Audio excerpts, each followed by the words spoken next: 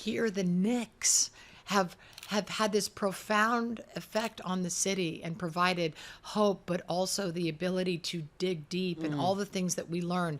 Never give up. Know what? I mean, Jalen with his captain clutch, and Jalen with what he's done and what he's taught us and children. So he's teaching you, Jalen Brunson is teaching you? Every day. Every day. And the more that I learn about him, and I've actually been studying him and how he was raised and his work ethic and his humility and how he just, no matter what, his work ethic, you go back to it. He doesn't take in the highs. He doesn't take the lows. Oh, that's He's about the interesting. work. He's about the work. What can we do better? My guest today has spent much of her life helping people bring their stories into the light. So for more than 25 years, Mariska Hargitay has played Olivia Benson on Law & Order SVU, fighting for survivors to be heard. Off-screen, through her Joyful Heart Foundation, Mariska has done much of the same. But this chapter's different. In her deeply personal documentary, My Mom Jayne, Mariska turns the camera on herself. At the same time, Mariska is making her Broadway debut in Every Brilliant Thing. Together, these projects reveal a powerful truth. Healing begins when we are finally willing to bring what is hidden into the light. I'm Hoda Kotb, and this is my podcast, Making Space. Okay, first of all, brava. Is that what they say? Yes. On Broadway. I mean, you are doing something for the very first time at age 62. Yeah. So that gets claps anyway. Thank you. Tell me what it's like to do something like that for the very first time, stepping on the Broadway stage. Well, it was terrifying. Yeah. I mean, cripplingly so, terrifying. It really came and grabbed me, and I had no idea what was happening. First of all, I read the script, which is the play. It is magnificent. And when I read it, I thought it was, it fell out of the sky from God, because it was one of the most beautiful and emotional and poignant and hilarious and meaningful and life-affirming plays ever that I loved, and I just couldn't believe my good fortune, and to go in after Daniel Radcliffe. And it was an immediate yes. And then I thought, everyone's like, you're gonna have to get your energy up, and I was like, sweetheart, I've been on SVU for like 89 years. My energy is good. I got this. But as we started rehearsal, every day at 3:00 in the first week, I was like, I'm sorry, I need to nap, because my brain was processing so much, and it was so difficult, and everything about it, Hoda, was new. Oh.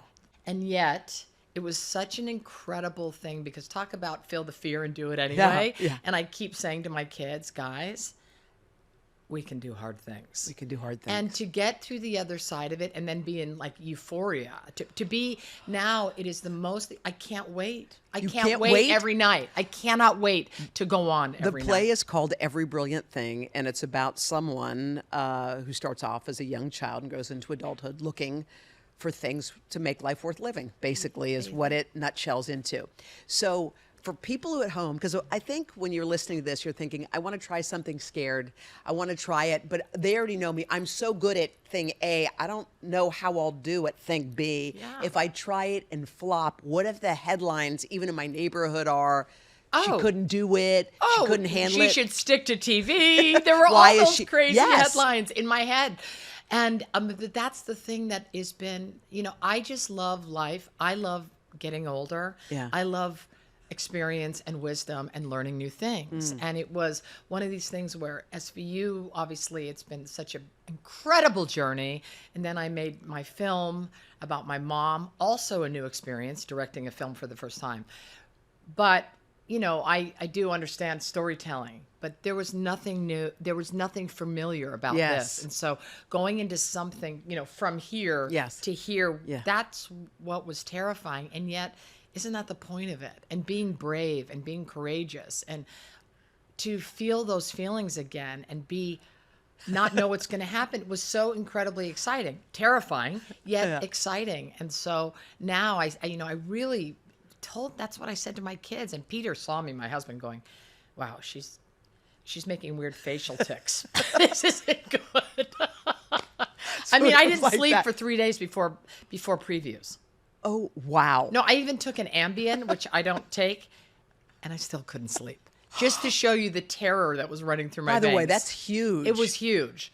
And then that Yeah. was the beauty of it. Then previews came, and it was extraordinary and thrilling. And again, everything about it was new. And I just love the team. And I, again, love this play. And I love the director, Jeremy Herron, who really pushed me outside my comfort zone. And I've learned so much about comedy, about theater, By about the way, everything. your crazy timing, because I was fortunate enough to go and watch you.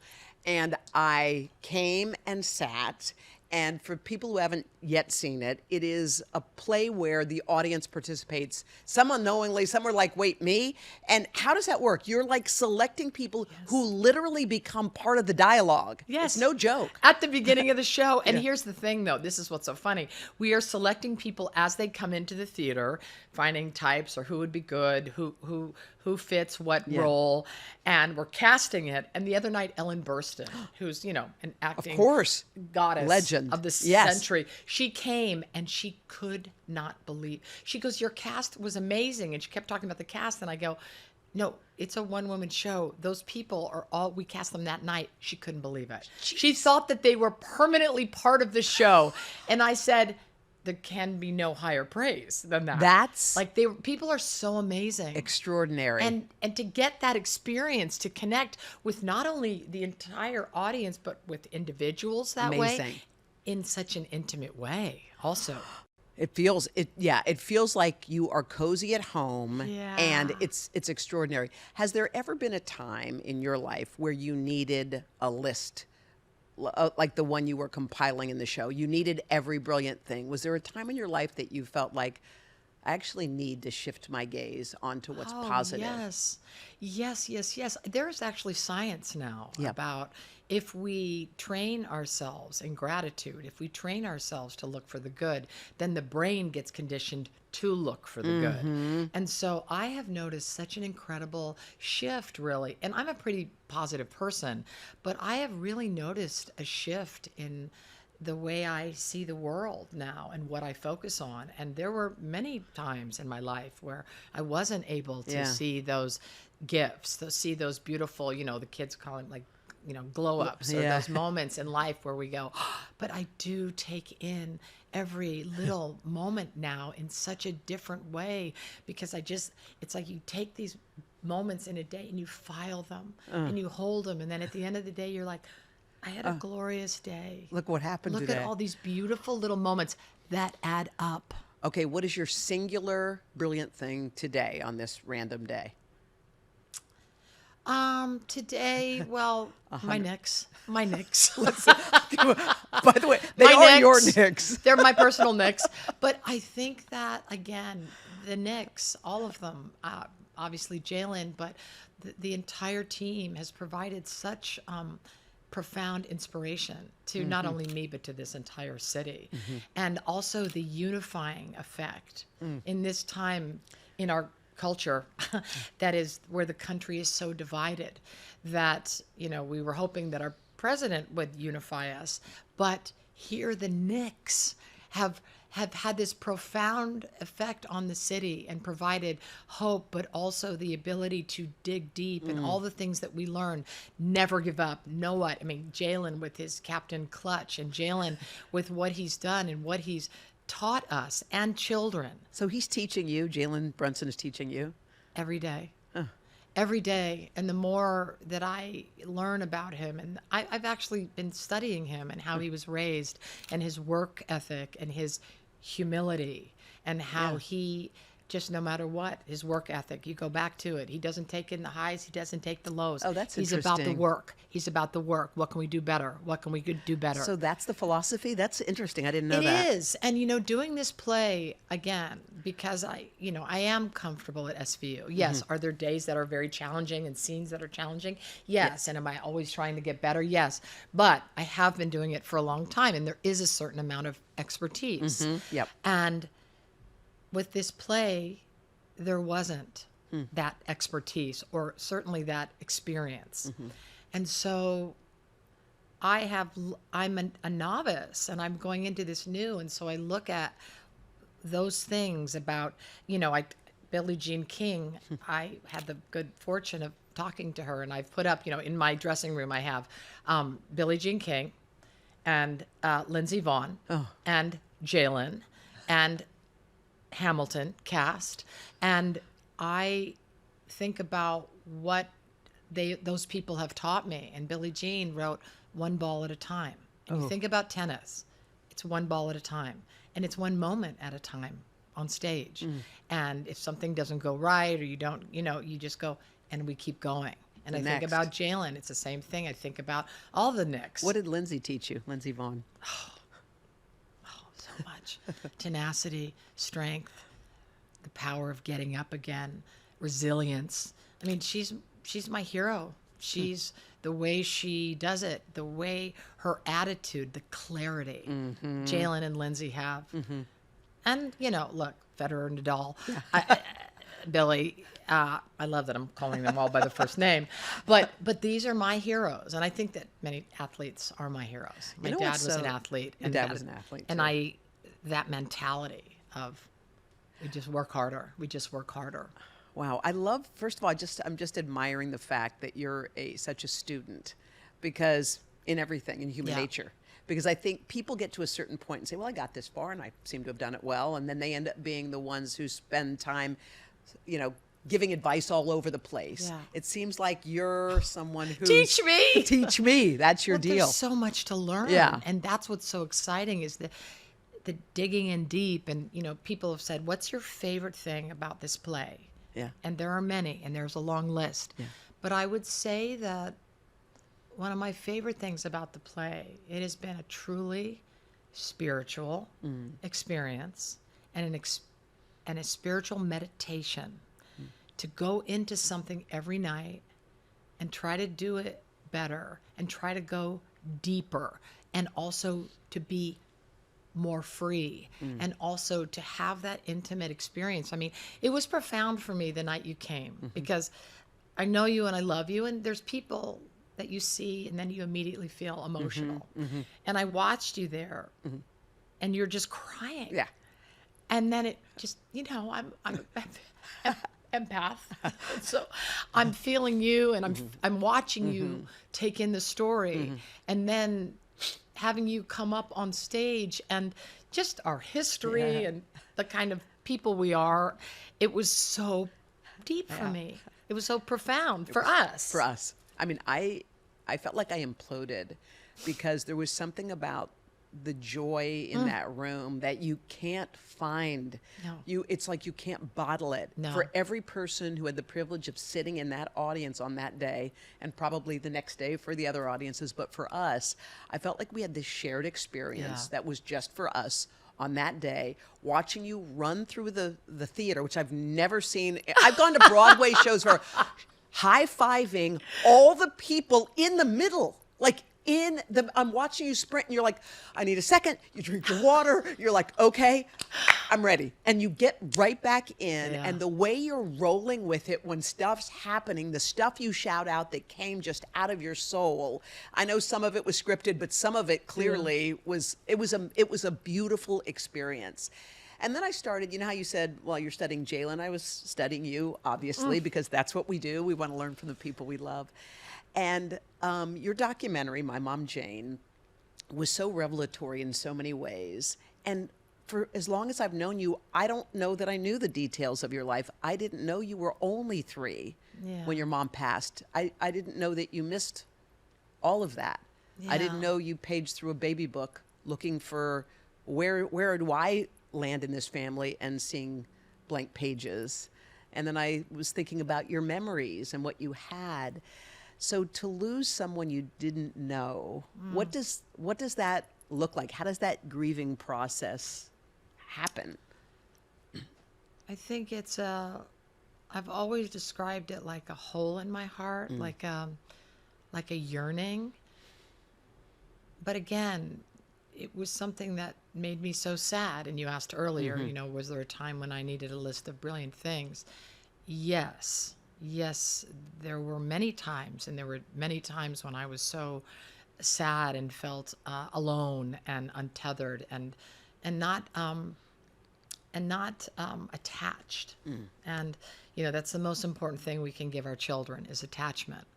And so I think that because I yearned for that and because it was so important to me, that's why I wanted that, but also wanted to give that.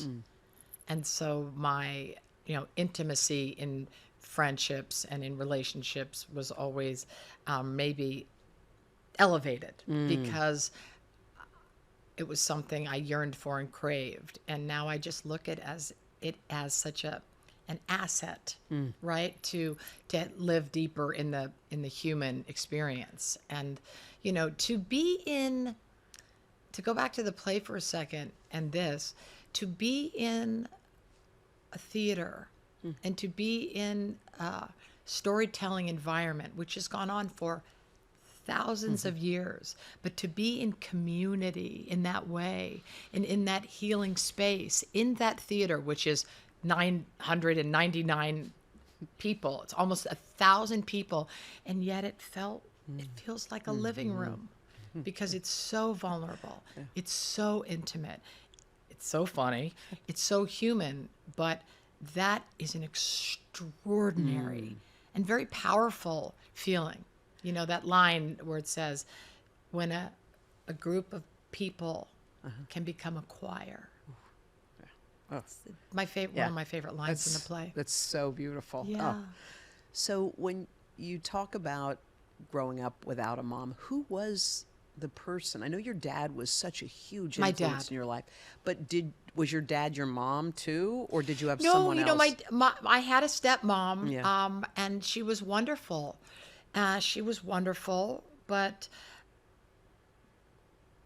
But I knew that my mom wasn't there. And when you lose a parent, you're just yearning for that person. And so my dad really had an elevated place in my life. And my dad was my North Star. My dad was my everything because he was a champion. He was so committed. He was so devoted. He came to every event. I was a swimmer in high school, and I was on the cross country team and the track team, and he would come to every event.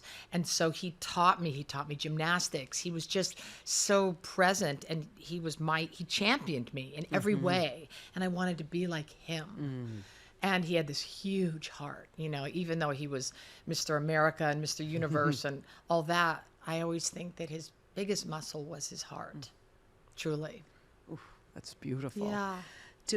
When you started this documentary, something was missing. There was something that you were yearning for. Why was this the time for you to say, okay, now I'm ready? When I saw you sitting your siblings down. The hell you got me to Yeah. Anyone who was a sibling felt okay, I'm not sure if we can talk about this. Yeah. It's like the family secrets are coming out. Why was this the time to reveal? I think it was because, you just said it, it's because I was ready.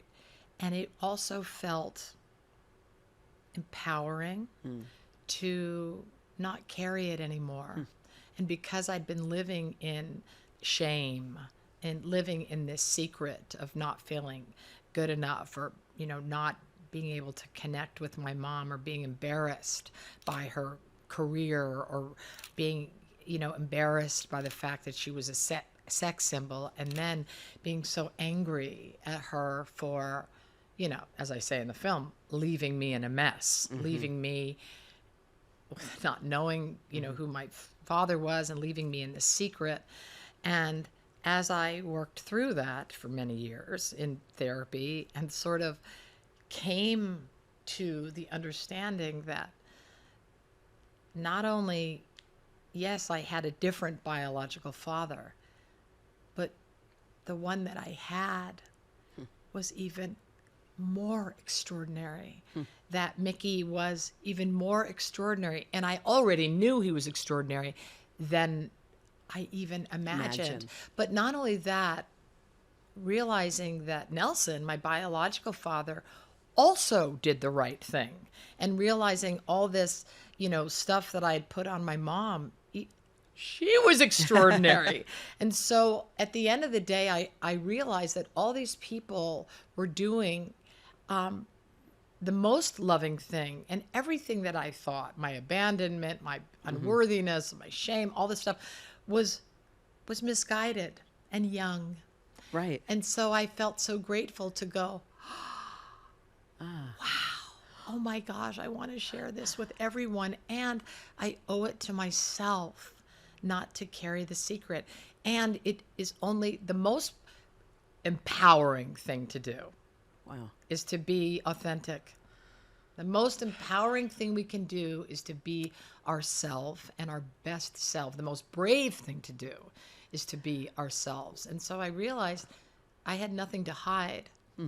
Let's unpack a little of that for people who may not know the story. But so you grew up with Mickey, who is your father. And then you later in your 20s found out that you actually had a biological father who you didn't know about. So were you ticked when you found out, like, wait, was I being gamed the whole time? Or, yes, what? I was so angry and felt betrayed. Yes. And again, just, I confronted my dad and he denied it. Oh, he denied. Oh, he denied it. And, I talk about that the day when I realized, when I talked to him and I said, why didn't you tell me? I confronted him. I said, why didn't you tell me that you weren't my biological father? Why didn't you tell me? He goes, what are you talking about? You look exactly like my father. You are my daughter. You are my daughter. Jeez. And it was so beautiful now because I understand. I felt he was also in so much pain that was the day I became an adult. Because I loved him so much that I said, we're good. We don't need to talk about it anymore. Because I felt like he was in more pain than I was. Wow. Wow. Yeah. But also, I was his daughter. And that's how he saw it. And that was his truth. So it's so interesting again, right? Two things can be true at once.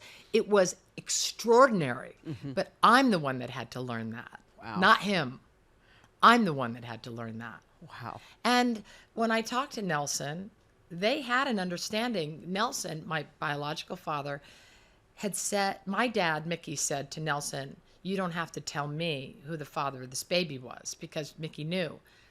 And Nelson said, you're the father of this baby because you're the one who wakes up in the middle of the night with her. You're the one who's always there for her. And that's the truth. He is the greatest father I could have ever dreamed of. Wow. And so I've had many lessons, and it's still like a blossoming flower to me. The unfolding of the truths and of what going through the fire and feeling the fear, doing it anyway, and the gifts that await you on the other side. Have you, because you learned that probably you were like 30, I think, when you... 25. 25. So how did it feel? Because you knew then. How did it feel to let the public, like, now I don't have a secret anymore? Yeah. It was extraordinary. Yeah. And it was interesting because even now people say, oh my gosh, you're so brave. I can't believe you told that story. And I thought, like, I feel it didn't feel brave. It felt like the next step in my evolution or my authenticity. And it felt like an unburdening. It felt like a gift. It still feels like a gift. And I feel so free. And so, I love telling this story. My co-star, Kelly Giddish, who I'm very, very, very close with, after the movie came out, obviously people are so moved because they've known me a long time and nobody knew. Nobody knew what I carried. Nobody knew. And so she kept saying, I can't wait to see what you do next. She said, because I knew that my acting would change, and I knew that I was changed, and my interior landscape had changed, and then this play came along, and that's been extraordinary. This is amazing. It's amazing. It's all falling into place the way it's supposed to. You became a mom later in life. Who taught you mothering? How did you learn mothering? From whom? Most learn from their mothers. Yeah. Who was your mother figure? Who taught you? Well, I think it takes a village. And my dad taught me about commitment and making the child a priority and endowing them with strength and seeing who they are and pushing them to be their best selves. I also had a wonderful, wonderful stepmom, Ellen, who was amazing, who I'm very, very close with now, who she has been extraordinary in terms of, I went to her when I asked her I wanted to make this film, and she was so supportive and not easy to sort of highlight all that. And she's been extraordinary, and it was very meaningful to me, and it really even bonded our friendship. But there were my best friend Angelique from my childhood, her mother, and my friendships, my female friendships, my best friend Kelly. And there have been people over the years that were just such beautiful, maternal, kind, gentle, loving, nurturing women in my life. I value my female friendships so much. Well, you've got 3 beautiful children. I do. You had a biological child, and like me, you have 2 who you adopted. It's so true about biology and families. Yeah. Like, what difference does it make? It just doesn't. It doesn't It just make doesn't. a difference. It just doesn't. And it's been so extraordinary. Yeah. Yeah. I mean, the parallels from your life, realizing that maybe your biology wasn't the same, and now you've got these beautiful 2 kids you adopted. How did that prepare you for the family that you've built? Well, it's funny. I always wanted to adopt ever since I was a little girl. Oh, really? I Yeah. wonder why is that, do you think? Because I understood what it felt like. And I always thought that I would know how to do it. And listen, being a mother is extremely challenging, and I'm still learning how to do it. And my kids have been my greatest teachers. But it was just something that I knew I wanted to do. I mean, from the time I was Time you were little. little. That's so crazy. Yeah. I mean, and cool. And not Yeah. at the same time, and not. Yeah. I look at the things that I wanted to be when I was little, the things that mattered to me. They're not so different than now. Wow. You talked about how you were embarrassed about your mom's persona, the sexual stuff, and all of that.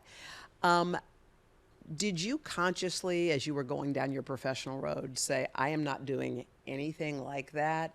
I'm only going for these on-screen, strong, tougher women? Did you think about that? I think what I saw is, obviously it was the times as well. And now I look at my mother and I think how gracious she was, especially the way she was treated by certain men. So disgusting. And it makes me gag. Yes. And I think I went, because I identified so much with my father, that I was like, sweetheart, let me explain something to you. Yeah. I decide. Yeah. Not you. Yeah. And so I adopted that from a very early on. And I was like, nobody's a boss of me. That's just the way it is. I'm my own boss. And so it was about like boss lady energy. And that's what I wanted. And yes, I thought like I didn't want it to be about the external, that I was somebody about the internal, and I didn't want that, my hair or my body or my face to decide where I was going. It was my mind and my spirit and my clarity and my heart that I wanted to determine everything. And I do like being a badass, don't get me wrong. And so even when I was little, because I grew up in LA, everybody said, are you from New York? They thought that. Yes. It was so funny. I was so young, and they were like, are you New Yorker? And I was like, no, but I should be. You got that New York I had the spirit. New York vibes going on even as a kid. So it's all no accident, but it's funny because now, after this film, I just want to be all of myself. I want to be badass. I want to be sexy. Yeah. I want to put on a bikini and a heel. I'll You do want it all. all of it. Yeah, I want all of it. I and love it. so, I think that I had wanted to compartmentalize myself because I thought that's how I could protect myself. And I don't feel I need that protection. I mean, all of this through line through your life is all about, it's like the truth. It's like the truth since you were a little girl, all of that stuff, you finally took that heavy backpack off and now you're free. Yeah. I mean, as you're walking through life, I was just thinking about with SUV and then all the people who came up to you and told you. SUV. SUV. Sports utility vehicle, people. That's what she's talking about. Do you know how many people still say that? SVU. I've been on a show called, I don't know why I don't have a car deal or car endorsement after being on SUV all these years. I'm hoping today somebody can work that out for me. It's going to happen. It's going to happen. If it happens, we get a cut. Thank you. We get a cut. We started it. But everybody seems to put their heart on you. I've actually been in your presence where someone walked up to you and said, I have to tell you what happened to me. People write you letters. This happened to me. You are the carrier of a lot of people's secrets. I was thinking how does that feel to do that? It's like, I can't tell anyone, but I can tell you. And you go through life carrying that. Yeah. Well, that's been an incredible journey. When I started SVU and I learned the statistics of sexual assault, I, was floored and staggered and shocked, like anyone who learns the statistics is. And that's why I started the foundation, right? Because I couldn't believe that everybody wasn't talking about it. And it was hard, and there was some secondary trauma at the beginning because I didn't know how to handle it or place it. But that's what it is that Joyful Heart was my answer. Joyful Heart was my response to say, I need to do something about it if I'm going to live immersed in these issues, which are quite difficult. And over the years, I've really learned about self-care and about boundaries. And that's why I started the Heal the Healers program within the foundation, because I knew how I felt and about the secondary trauma that all healers have, and about what happens to cops and why there was only a 2-year duration, of special victims units cops. Why after 2 years they were like, I'm out, I can't take it. And right. and why so many even cops like drank because it's too much. It's too much to carry. And so I think all first responders, that's what was so important to me. The real heroes, the people that are dealing with sexual assault and domestic violence and child abuse, these are my heroes and people that are dealing with this every day. And so I think the messaging of self-care is so important because, as I said, you have to empty the glass. If it keeps getting full with people's emotions, with people's stories, it's too much for one person to carry unless we know how to care for ourselves. And so I feel privileged now because I can handle it. And that's what I was saying about, I learned how to feel and hold as a young child, because I did hold so much. So I welcome and treasure other people's vulnerability and pains because I identify with it, and it makes me only feel closer to people. And that's why I feel that vulnerability is so powerful. Do you think you have to be able to tell the truth to feel peace finally, ultimately, even if it's to another person, but to speak it out loud? Yeah. That's certainly been my experience. I know that I can't. I feel bad when I don't speak the truth. And I've seen over and over and over and over that people that finally accept themselves and understand and unburden themselves with whatever the falsehood is become so empowered. I've seen it because especially with any kind of domestic violence or sexual assault. Like the stigma and the shame belongs with the perpetrator. Yeah. And that was the thing when I would see like survivors carrying it. I was like, oh, no, no, no. This is not for you to carry.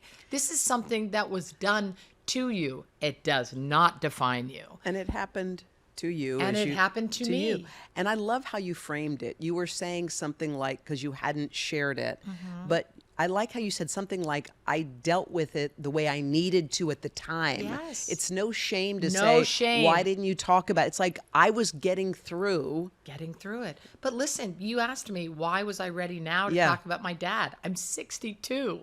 I mean 61 or 60 when I did this. Yeah. But the point is, I just at 60 talked about my assault. Yeah. And so we do what we can to survive. And then when we are ready, that's also a very empowering thing. You talk when you're ready, when it's helpful to you and not anyone else. It's on your timeline. Yeah.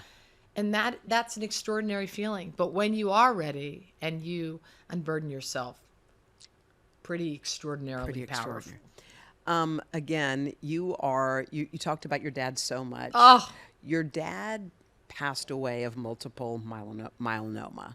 Myeloma. And this is SUV.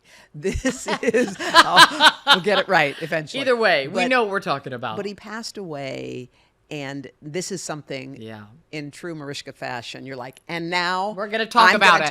We're going to talk about it. And what's your purpose here in discussing this? Well, the bottom line purpose is hope, wanting to spread hope, which I think is my mission in life. Yeah. That's sort of the thesis here. But my father, as I said, was my North Star. And, well, probably the most difficult time in my life was when he passed of multiple myeloma, which is an incurable disease. And there's been so much incredible research over the last 20 years. And Bristol Myers Squibb has doing this incredible research campaign called investigatingmyeloma.com. And they have been researching for so many years. And there's this very exciting new research called CellMod research, which targets the cancerous cells by strengthening the immune system. I'm obviously not a doctor, but from what I understand, it targets killing the cancerous cells and strengthening the immune system. And I think that I want people to know that there is hope, something that there wasn't hope for before, but there is hope now. And so the idea of knowing about and having experienced firsthand the pain of losing somebody to multiple myeloma, and that in 20 years, things have changed. And again, there is hope. And that's all we wanted.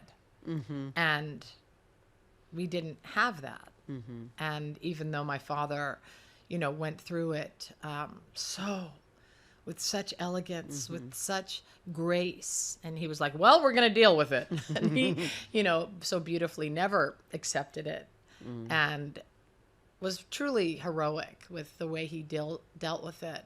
And the fact that now there is hope is very exciting to me. And, all these multiple myeloma has always been something that's, it's like a knife in my heart. And also 36,000 people were diagnosed with it just this year. Oh, wow. So yeah, I think it's the second most common blood cancer. So it is something that affects a lot of people, and it's devastating. And so knowing that, there is hope and that they're doing this amazing research. And so if you want to know more, go to investigatingmyeloma.com. And I shared a little bit of my story about my dad and how I found out again.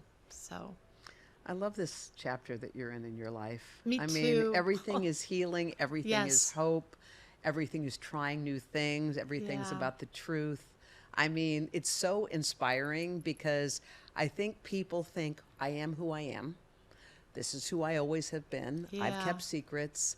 I'm going to, I mean, and it begs the question too, do you think you have to find answers to live with peace, or can you live with questions and navigate your life? Do you think That's a great question. I think you can live with questions and navigate your life. But I think that it takes an openness and a disciplined curiosity. And that's what is the most important thing, because for me, I had already decided. They betrayed me. My mom did this. My dad didn't tell me the truth. I was not loved. I shouldn't be here. I'm a mistake. But I mean, on and on and on and on. And then in doing my own investigating, but also truly being curious, not in a fake way, in a real way of like, what happened? Yeah. What was it like? What were you going through? What was it? What was your experience? That is the key, because we can make up stories in our head all day long. But the fact is, most people are doing the best they can. And most people, when they're not, it's because they're afraid. And so if we could love each other a little harder, if we could give each other a little more room, then if we could make each other feel a little more safe, if we could make each other feel a little less alone, if we could give each other a little more room and hope, then I think everything would be different. I know it has for me. And so people have catastrophic thinking and they think it's the end. But that's why also, again, this campaign, and I was so honored to partner with Bristol Myers Squibb, I forgot what it is. See, now I'm SUVing it. The fact that they're offering hope, I was like, I want some. I'm in. I want some of that. And just to tell people, if they're diagnosed, go to your doctor, ask questions. It's not just you're going to die. It's not anymore. Right. So there are treatments. There is new research, and they're working on it, ongoing. And so that's exciting to me. I love it. All That's right, lastly, exciting. this podcast is called Making Space. So if you have a full day, Mariska, there's literally nothing on your calendar. You can't even believe it. Nothing. You get to wake up when you want. You get to go to sleep when you want. This and is fill the already day. relaxing my nervous system. Go on. Okay. How would that day kind of Go. play out? Oh, Yeah. gosh. I would wake up when I want. I would stay in bed a little longer and just rest. And I would listen to birds. My favorite thing in the morning is listening to birds. It actually changes my nervous system, listening to birds sing. My husband would bring me my coffee like he always does. Which He always every day. does. Every day. No matter what time my call is. Girl. I know, it's insane. That's love. But Yeah. it changes everything. Because it's immediately you wake up with like a little act of a love and kindness and a brilliant thing. And then I would get up and I would go on a walk or run or work out. But I love walking. I love walking in Central Park. And I love being out in nature. So I'd go on a walk or hike. I prefer that to a workout. Yeah. It's a little more relaxing. But I would get my steps in, preferably 10,000. And then I'd come home and meet a friend for lunch. And then I would... I do love a movie. I'm not going to lie. I love documentaries. Okay. And I have one premiering tonight. What's it I don't know called? Sorry, just had a senior moment. The Gymnasts of Fisherman Cove. And it's about these amazing gymnasts from Pakistan and how sports affects their lives and opens it up. And I was also an athlete, and I think about every day about how I learned to be strong, how I learned to get up again, how if my time wasn't good, I would be like, well, I just have to work harder. Yes. And especially for women, I just love it. I love it. and empowered Yes. women that are just like, Yeah. go for it. Okay. So that's premiering at the Tribeca Film Yeah. Festival tonight. Love. Before my Knicks game. And then I'd go to a Knicks game. By the way, and watch them win. by the way, that's a high. Yes. I love it. Or I'd go to the Olympics and I would go to an athletic event. That's the best. Yeah. The best. Yeah. There's nothing more inspirational. Touche. With my children. Oh my gosh. And we talk about how we can do it. hard things. Thanks. And I would laugh with them. And I would laugh. There's nothing better than hearing your kids laugh. Nothing. No. That's a perfect Just day. being, and doing it all with my husband. Oh my God, girl, I love you. I love you, Mariska Hoda. Hargitay. Best. Hey, thanks for watching. And don't forget, you can catch the Today Show every morning on NBC or take Today when you're on the go. Just follow the Today podcast on Apple Podcasts, Spotify, or wherever you listen.